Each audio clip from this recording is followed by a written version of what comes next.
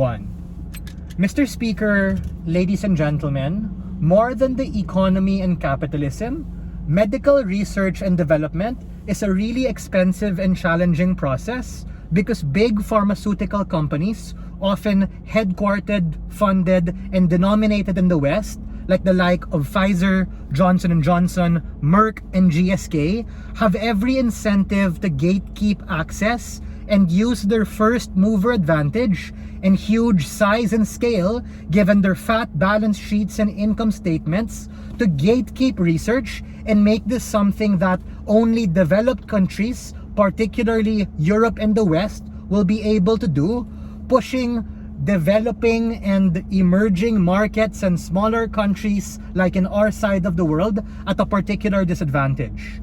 We have to understand this debate happening on a timeline and where exactly OC or OOC, I'll say OC, it's easier, where these organ chips particularly are.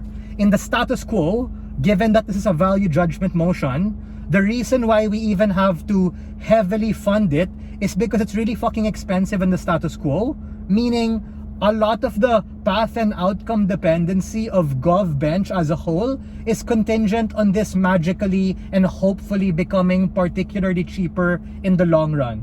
But I have a few particular responses to that, and this applies to OG and CG, given that to some extent they share those particular impacts and premises. The first thing I have to say is that from the get-go, when that particular research starts, you box out poor and developed countries who otherwise do not particularly have access yet to that thing. Meaning, do their governments even have a budget to be able to skew? Will that heavy prioritization be enough to get any meaningful change if the Europeans and white EPL dudes are able to put in more of their budget there? Probably not.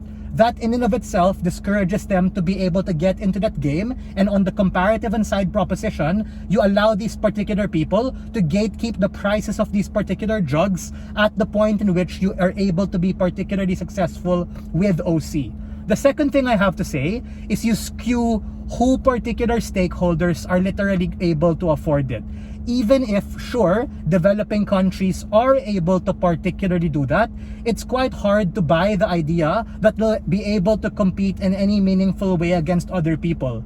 Meaning, you have a huge amount of redundancy in terms of all of them trying to do it, and that becomes at the point in which you waste their particular expenses, as opposed to a lot of this animal testing particularly being prevalent in the status quo for them to be able to use that can allow them to be able to arrive at these things quicker.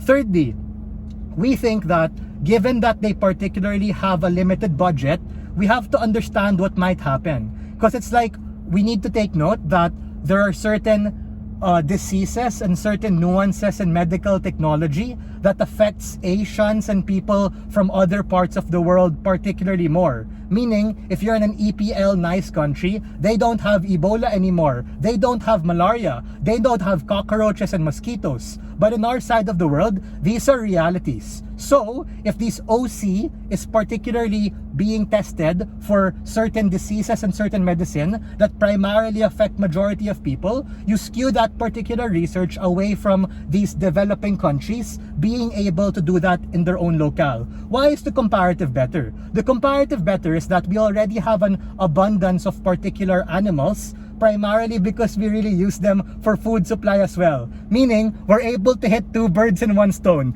We're able to literally study what happens in terms of swine flu and to be able to protect the food supply we have for these piggies, and at the same time, potentially be able to see what happens.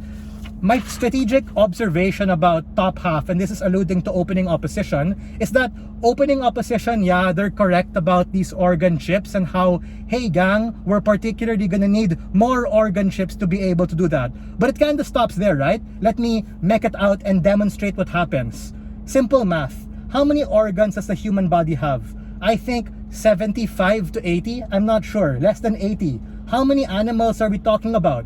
3, 5, 10? Meaning, in terms of the complexity of permutation, there's just more legwork and capital needed in order to make a lot of those observations on side proposition particularly more meaningful and important. That means you have to hire more staff to be able to understand these things. You have to run the servers overnight to be able to do more computational legwork in order to get the meaningful results. As opposed to on our particular side, wherein we're able to do this, and yes, I agree with the opening opposition, see the entire system of that, but let's quantify. What does see the particular system mean? It means being able to understand how a lot of these organs affect the entirety of the system. Because bro, if we have like this heart tissue and we understand what happens, what happens if we try a drug or this disease can spread and the cancer can spread affecting the other organs? What's gonna happen?